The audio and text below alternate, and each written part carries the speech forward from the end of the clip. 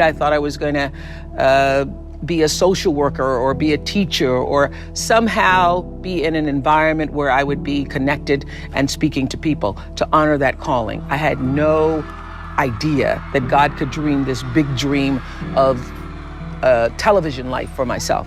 But everybody has a calling, and your real job in life is to figure out as soon as possible what that is, who you were meant to be, and begin to honor that in the best way possible for yourself.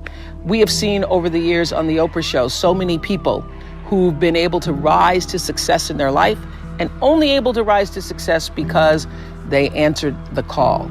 Lots of people think that it's about being famous or about being known or about doing big, incredible things. What you're going to hear today and see through the stories is that sometimes the calling is right in your own neighborhood. Sometimes the calling is something that was just a whisper to you. And when you begin to honor that whisper and to follow that, you end up being the best that you could be. I actually thought at the time that being thin made me better. My identification with form, my wanting so desperately to be in a size 10 jean was so prominent, identifying with that shortly after this, I gained 5 pounds. And I was invited to a party at the time by Don Johnson. Remember Dreamy Don Johnson? I was invited to a holiday party, and I did not go to that party because I thought the 5 pounds made me too fat, not good enough to be at Don Johnson's party. Sounds kind of sick, now I know. But that's what the ego does. It is sick. It's wily, it's cunning, it's deceptive. It's an imposter, imposing on the real you, making you often think that you're something that you're not. You're not the shape of your body. You're not your status. You're not your position in life. You're not the car you drive, no matter how fancy it is. You're not your house or your square footage. For all of you watching right now, here's another way to better understand ego, what I'm talking about. Eckhart taught me this. Everybody try this from home or wherever you are right now. Close your eyes and notice what you're thinking. Notice your thoughts. Now, who is thinking those thoughts? Can you notice that there is a space where you are observing the thoughts and where you are aware of the thoughts that you are observing?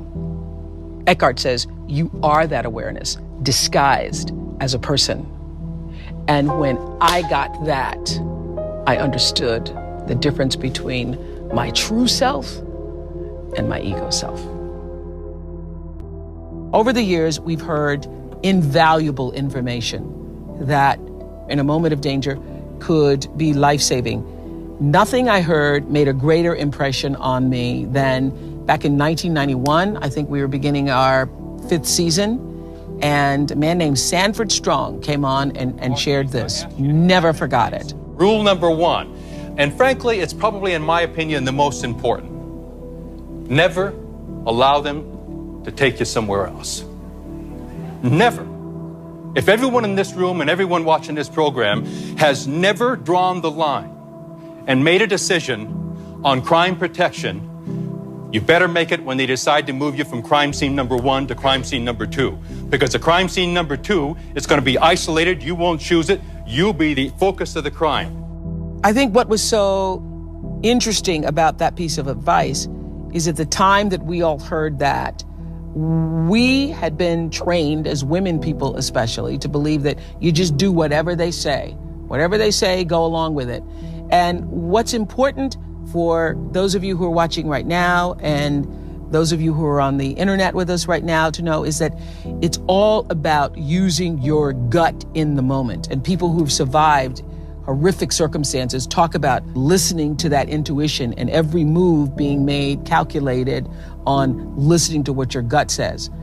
What the experts now say is do not allow yourself to be taken to the second location, because anybody who is trying to harm you wants to get you to an isolated place where they can do that without other people seeing or knowing it. So in that moment of making the decision, oh, you're gonna shoot me? If you're gonna shoot me, you have to shoot me now rather than shoot me in isolation where nobody can see you. Whenever somebody has said something that made the little hairs on my arms or neck stand up, I know that if that's happening to me, that's also happening to somebody else too. The way to make movies is to do stuff that you love because, you know, for 25 years I worked on the Oprah show, and Stedman will tell you that there were nights that I came home and I almost, you know, it was hard to even like take off my clothes because I knew I was going to be getting up 4 hours later. But I never really felt exhausted. I felt exhausted, but I never felt depleted. So do the work that comes straight from the soul of you, from your background, from stories that you've grown up with, from stories that bring you passion, from stories that you not just yearn to tell, but that if you don't tell them, they won't get told. And when you are operating, you know, the single greatest wisdom I think I've ever received, other than when people show you who they are, is that the key to fulfillment, success, happiness, contentment in life is when you align your personality with what your soul actually came to do. I believe everybody has a soul and has, you know, their own personal spiritual energy. So when you can use your personality to serve whatever that thing is, you can't help but be successful. So if you do films that come from the interior of your soul, you do work, you do art that comes from the interior of you, you cannot miss. It's only when you're doing stuff that you think might make money, you think it may be a hit, or you think it may bring you some level of attention or success. That isn't what does it. I would have to say that all of the great, wonderful experiences of my life that have brought me to this moment have come from working from the interior of myself. And so that's why it feels so authentic, because it actually is. So when you do that, you'll win. And everybody has a different talent. And the reason we're all so messed up is because you're looking at everybody else's talent and wishing you had some of their talent. All the energy that you spend thinking about, wishing about, being jealous of, envious of anybody else is energy that you're not only putting out, it's going to come back to you negatively, but you're taking that away from you. All your energy should be forced on, what do I have to offer? What do I have to give? How can I be used in service? Because Dr. King's message of not everybody can be famous, but everybody can be great, because greatness is determined by service. And there is not a job in here that you can do that you don't switch the paradigm to service and not make that job more fulfilling. I don't care what the job is. If you say, I'm a singer, I'm a dancer, I'm an artist, I'm a teacher, I'm a nurse, I'm a doctor, I'm a janitor, I'm a clerk, if you say, if I look at this from, how do I use this in service to something bigger than myself? Yes. It no longer becomes a job. It becomes an offering to the world. I first started making money, and it was, you know, my salary or my earnings were published all over the place. I mean, the first year I was like, really? Did I make that much money? Oh my God. It was very difficult for me to figure out where my boundaries were, because I'd grown up poor and didn't have anything. So it's easy when you don't have anything and people ask you for money and they say, I need $500. And you say, I don't have it because I'm just trying to get my rent paid. It's harder when your multi-million-dollar salary is now in the paper and you get a lot of friends and cousins you didn't have before. So how do you set boundaries for yourself? I was having trouble setting boundaries for myself for even strangers. People would just show up at my door in Chicago and say, Oprah, I left my husband, please help me. And I would, because she knows I have it. So what I learned is that, oh, the reason why people keep showing up is because my intention is to make them think that I'm such a nice person that you can ask me for anything. you can get me to do anything. I'm going to say yes. I'm going to say yes.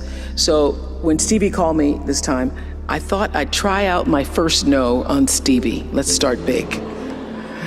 He wanted me to donate some money to a charity, and I didn't want to donate to the charity because I have my own charities and I care about a lot of people, but the problem is when you have money, everybody thinks you just want to give to everything. So every letter I ever get starts with, "We know you love the children." Yes, I do love the children, but somebody else is going to have to help the children. So I said to Stevie, no. And as a person who has that disease to please, I was waiting for him then to say, "I will never speak to you again. I will never call you. I will never sing a song for you." And he didn't. He just said, "Okay." "Okay? Okay, it's okay?" He said, "Okay, check you later." And what I learned from that is, many times you will have angst and worry about things and put yourself in a state, like someone said this morning because their phone went off, they were mortified over a phone. I said, really? You will put yourself in a state when the other person really isn't even thinking about you.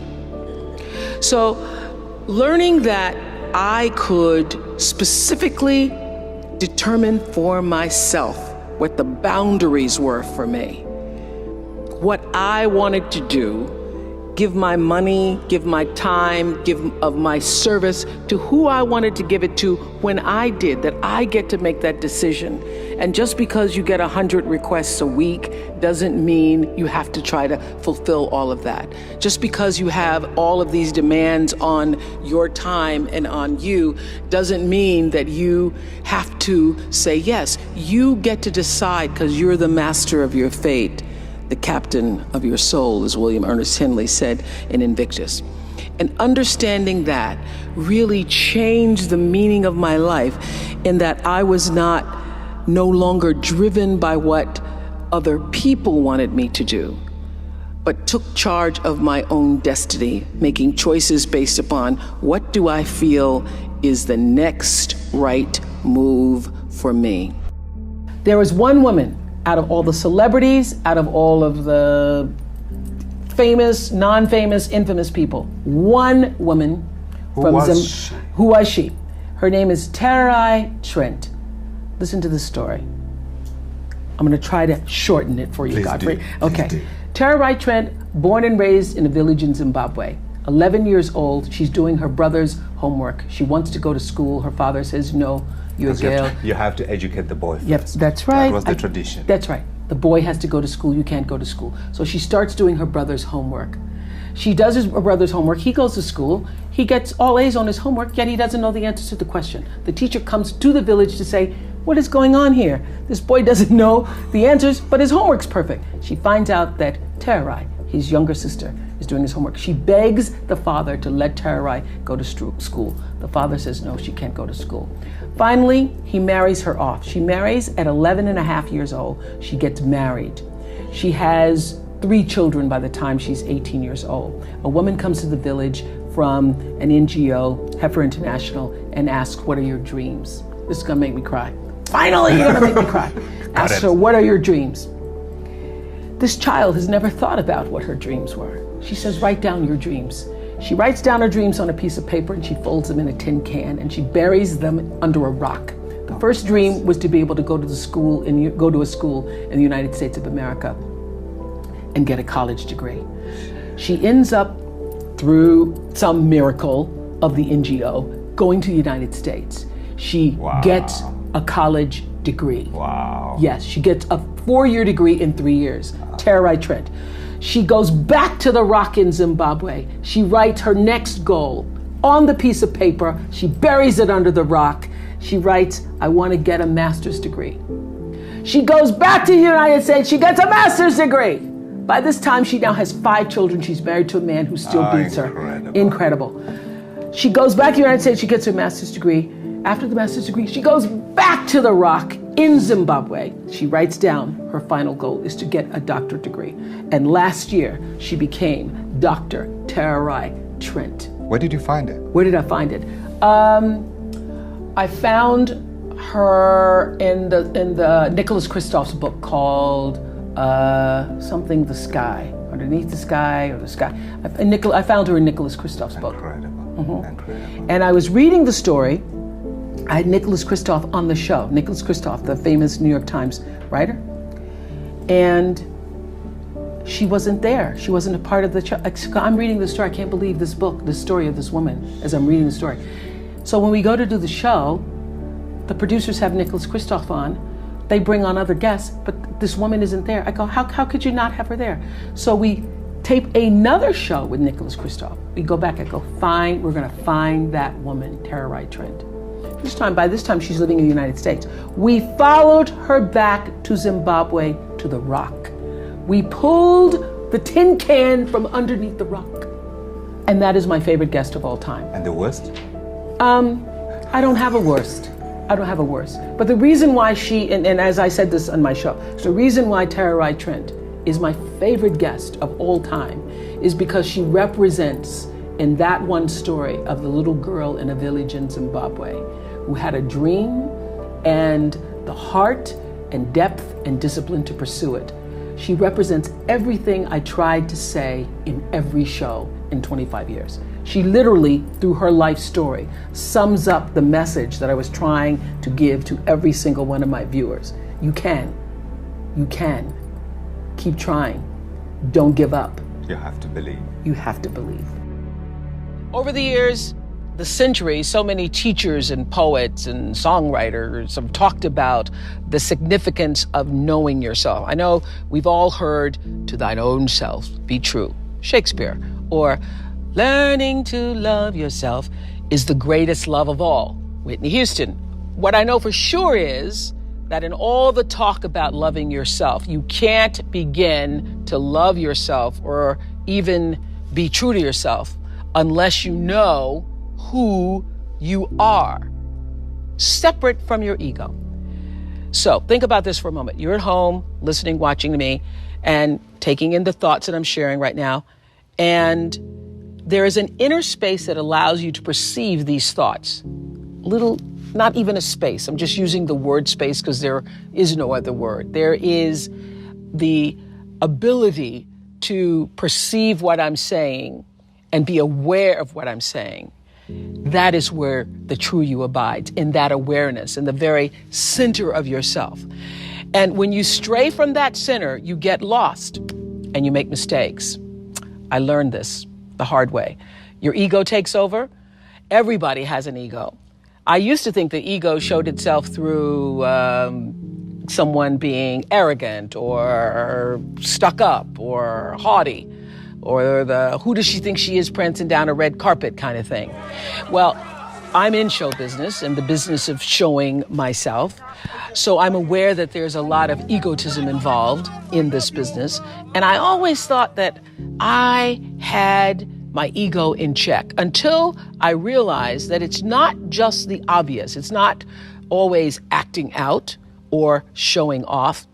In 2008, I chose Eckhart Tolle's book, A New Earth, for my book club. And this book will change the way you view your life and the people around you and your world. Chapters 3 and 4 literally changed the way I saw myself and my ego.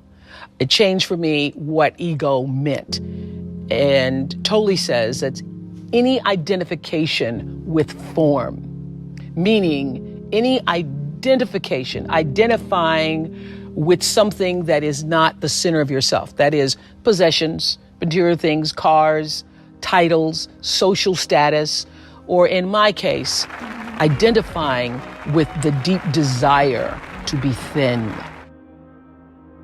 You will find true success and happiness if you have only one goal. There really is only one, and that is this: to fulfill the highest, most truthful expression of yourself as a human being.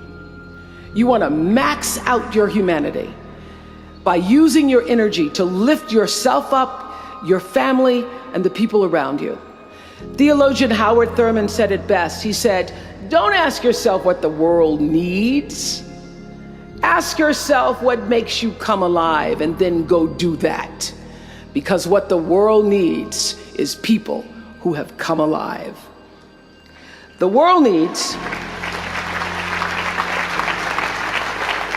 people like Michael Stolzenberg from Fort Lauderdale. When Michael was just 8 years old, Michael nearly died from a bacterial infection that cost him both of his hands and both of his feet. And in an instant, this vibrant little boy became a quadruple amputee, and his life was changed forever. But in losing who he once was, Michael discovered who he wanted to be. He refused to sit in that wheelchair all day and feel sorry for himself. So with prosthetics, he learned to walk and run and play again. He joined his middle school lacrosse team. And last month, when he learned that so many victims of the Boston Marathon bombing would become new amputees, Michael decided to banish that darkness with light. Michael and his brother Harris created MikeysRun.com to raise $1 million for other amputees by the time Harris runs the 2014 Boston Marathon. More than 1,000 miles away from here, these two young brothers are bringing people together to support this Boston community the way their community came together to support Michael. And when this 13-year-old man was asked about his fellow amputees, he said this: first, they will be sad. They're losing something they will never get back. And that's scary. I was scared. But they'll be okay. They just don't know that yet. We might not always know it. We might not always see it or hear it on the news or even feel it in our daily lives. But I have faith that no matter what, class of 2013, you will be okay. And you will make sure our country is okay. I have faith because of that 9-year-old girl who went out and collected the change. I have faith because of David and Francine Wheeler. I have faith because of Michael and Harris Stolzenberg. And I have faith because of you, the network of angels sitting here today. One of them, Khadijah Williams, who came to Harvard 4 years ago. Khadijah had attended 12 schools in 12 years, living out of garbage bags amongst pimps and prostitutes and drug dealers, homeless, going into department stores, Walmart in the morning to bathe herself so that she wouldn't smell in front of her classmates. And today she graduates as a member of the Harvard class of 2013. Nobody's journey is seamless or smooth. We all stumble, we all have setbacks. If things go wrong, you hit a dead end, as you will. It's just life's way of saying, time to change course. So ask every failure. This is what I do. Every failure, every crisis, every difficult time, I say, what is this here to teach me? And as soon as you get the lesson, you get to move on. If you really get the lesson, you pass and you don't have to repeat the class. If you don't get the lesson, it shows up wearing another pair of pants or skirt to give you some remedial work. And what I found is that difficulties come when you don't pay attention to life's whisper, because life always whispers to you first. And if you ignore the whisper, sooner or later, you'll get a scream.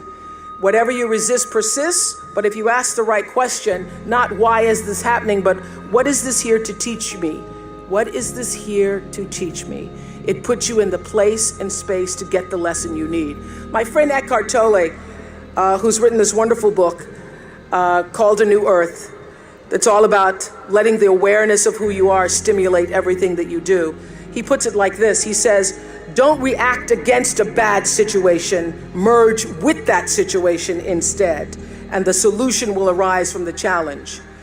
Because surrendering yourself doesn't mean giving up, it means acting with responsibility. Okay, many of you know that, as President Hennessy said, I started this school in Africa.